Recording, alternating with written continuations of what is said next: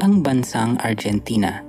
Kilalang kilala ito kung ang pag-uusapan ay masasarap na pagkain at the best na wine sa mundo. Samantala, isang grupo ng mga dalubhasa ang nakadiskubre ng mga fossils sa Central Argentina. Manghang-mangha sila dahil ang mga buto ay dambuhala.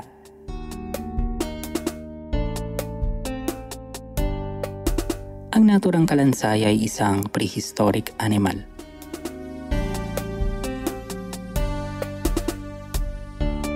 Nang pinagdugtong-dugtong nila ang mga buto, ay natanto nilang isa itong nilalang na kayang lumipad. Di hamak na malaki ang mga buto na ito kumpara sa mga buto ng mga naglalakihang ibon sa panahon natin ngayon. Tinawag nila ang nadiskubring fossil na Thanatos dracon.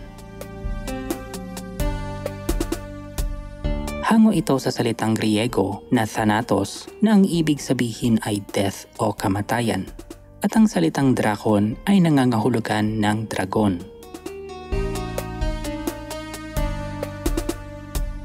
Natunto nila ang mga kalansay ng Dragon of Death sa Mendoza province ng Argentina. Doon mismo sa umusbong na lupa mula sa ilalim sa Andes Mountains.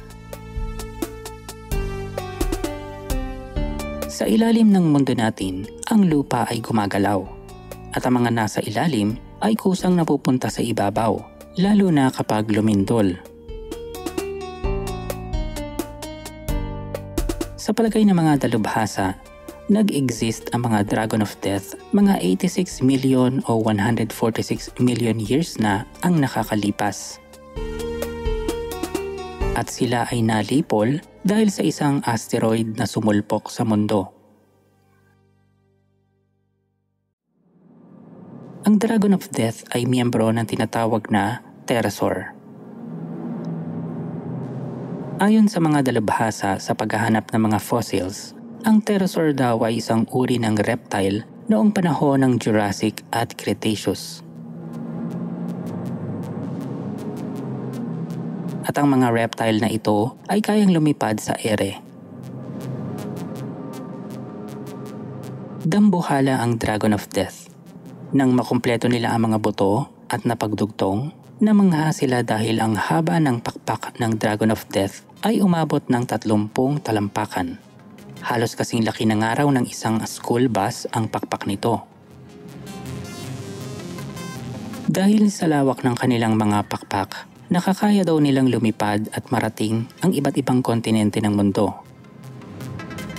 Grupo daw sila kapag sila ay sumasalakay sa isang lugar.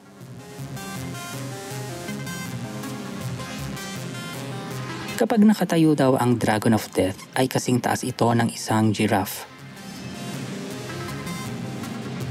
Bagamat tinawag itong Dragon of Death, walang nakuhang ebidensya ang mga dalubhasa na nagpapatunay na isa itong dragon na bumubuga ng apoy na katulad ng nakikita natin sa pelikula. Marahil, naisip nila na ibigay ang naturang pangalan dahil sa nakakatakot nitong laki at para mapagimbal ay ibinigay na lang dito ang pangalang Dragon of Death.